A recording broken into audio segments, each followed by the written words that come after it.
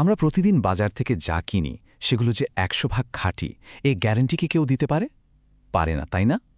এই যে আমাদের দৈনন্দিন কেনাকাটায় একটা ভেজালের ভয় লুকিয়ে থাকে, সেখান থেকে নিজেকে আর পরিবারকে বাঁচানোর কিছু সহজ উপায় নিয়ে আজকে আমরা কথা বলবো। তো চলুন শুরু করা যাক।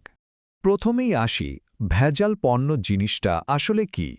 খুব সহজ করে বললে এটা হলো এমন একটা নকল বা খারাপ কোয়ালিটির পণ্য যেটার সাথে ইচ্ছে করে ক্ষতিকর বা সস্তা কিছু মেশানো হয়। আর এর ফলে কি হয়? জিনিসটা তো তার আসল গুণ হারাই, উল্টো আমাদের স্বাস্থ্যের জন্য একটা বড়সড় ঝুঁকি হয়ে দাঁড়ায়। তো প্রশ্নটা হলো, এই যে একটা বিপদ, এটা থেকে বাঁচার উপায়টা কি? কিভাবে আমরা কেনার আগেই এই ভেজাল জিনিসগুলো চিনে ফেলব আর এড়িয়ে চলব? চলুন ধাপে ধাপে এর সমাধানগুলোই খুঁজে বের করা যাক।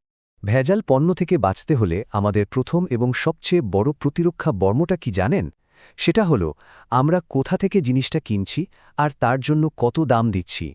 এই দুটো বিষয় খেয়াল রাখাই কিন্তু আমাদের সুরক্ষার প্রথম ধাপ। দেখুন, কোথা থেকে কিনছেন এটা কিন্তু খুব জরুরি একটা ব্যাপার। বিশেষ করে যখন খাবার, ওষুধ বা কসমেটিক্সের মতো জিনিস কেনা হয়, তখন সবসময় পরিচিত দোকান, বড় সুপারমার্কেট বা ভরসা করা যায় এমন অনলাইন সেলারদের থেকেই কেনা উচিত। কেন?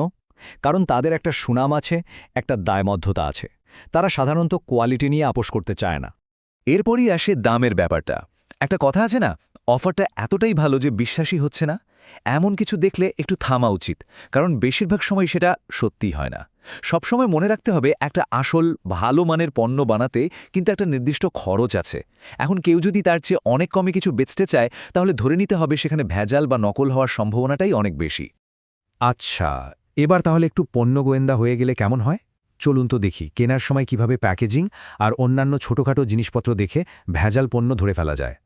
যে কোনো পণ্য হাতে নিয়েই কয়েকটা জিনিস খুঁজে দেখতে হবে, যেমন সিলটা কি ঠিকঠাক আছে নাকি ছেঁড়া বা আলগা, লেবেলের লেখাগুলো কি ঝকঝকে আর পরিষ্কার নাকি ছাপাটা খুব খারাপ, ম্যানুফ্যাকচারিং আর এক্সপায়ারি ডেট কি খুঁজে পাওয়া যাচ্ছে, আর সবশেষে কোনো অফিসিয়াল কোয়ালিটি মার্ক বা সার্টিফিকেশন চিহ্ন আছে কি না। এগুলোর যে কোনো একটাই গরমিল দেখলেই কিন্তু সাবধান হতে হবে। প্যাকেজিং তো দেখা হলো, এবার কাজে লাগাতে হবে আমাদের নিজেদের ইন্দ্রিয়কে, মানে চোখ, নাক, এমনকি জিভকেও। বিশ্বাস করুন, এগুলো কিন্তু দারুণ ডিটেক্টর। যেমন ধরুন, মশলার রঙটা কি একটু বেশি উজ্জ্বল লাগছে, তাহলে হতে পারে ওতে ক্ষতিকর রং মেশানো আছে। বা ধরুন, দুধটা কেমন যেন পাতলা লাগছে বা তেলে একটা আজব গন্ধ আসছে। এগুলো সবই কিন্তু ভেজালের বড়সড় লক্ষণ। আচ্ছা, দোকান থেকে তো জিনিসটা কিনে আনলেন, কিন্তু তারপরেও যদি মনের মধ্যে খোঁজখোঁজ করে, একটা সন্দেহ থেকে যায়, তাহলেও কিন্তু চিন্তা নেই। ঘরে বসেই খুব সহজ কিছু পরীক্ষা করে এর আসল রূপটা যাচাই করে নেওয়া যায়। হ্যাঁ, ঘরে বসেই হয়ে যাওয়া যায় একজন সায়েন্টিস্ট। যেমন ধরুন, দুধে স্টার্চ মেশানো আছে কিনা এটা বোঝার জন্য কি লাগবে? মাত্র 1 ফোঁটা আয়োডিন। দুধের নমুনায় ওটা ফেলা মাত্র যদি দেখেন রংটা নীলচে কালো হয়ে গেল, তাহলে আর কোনো সন্দেহই নেই ওতে ভেজাল মেশানো আছে। দেখলেন তো ব্যাপারটা কতটা সহজ? এখানে তো শুধু দুধের কথা বলা হলো, এরকম আরও কিছু সাধারণ জিনিসের ভেজাল পরীক্ষার একটা সহজ গাইড এটা। যেমন 1 গ্লাস পানিতে একটু চিনি বা লবণ গুলে দেখুন তো। যদি দেখেন সবটা না গলে নিচে কিছু একটা জমে আছে বা তলানি পড়ছে, তাহলে বুঝে নিতে হবে যে ওতে অন্য কিছু মেশানো আছে। এ তো গেল নিজেকে বাঁচানোর কথা, কিন্তু একজন সচেতন মানুষ হিসেবে আমাদের দায়িত্বটা কিন্তু এখানেই শেষ হয়ে যায় না। কারণ আমাদের সবার একার চেষ্টাগুলো মিলেই কিন্তু পুরো সমাজটাকে, পুরো কমিউনিটিকে সুরক্ষিত রাখতে পারে। তাই যদি কখনো এমন কোনো ভেজাল পণ্যের খোঁজ পাওয়া যায়, তাহলে একদমই চুপ করে থাকা যাবে না। সাথে সাথে স্থানীয় ভোক্তা অধিকার বা খাদ্য নিরাপত্তা কর্তৃপক্ষকে বিষয়টা জানানো উচিত। মনে রাখতে হবে, এই একটা ছোট পদক্ষেপ হয়তো আরও হাজার হাজার মানুষকে একটা বড় বিপদ থেকে বাঁচিয়ে দেবে।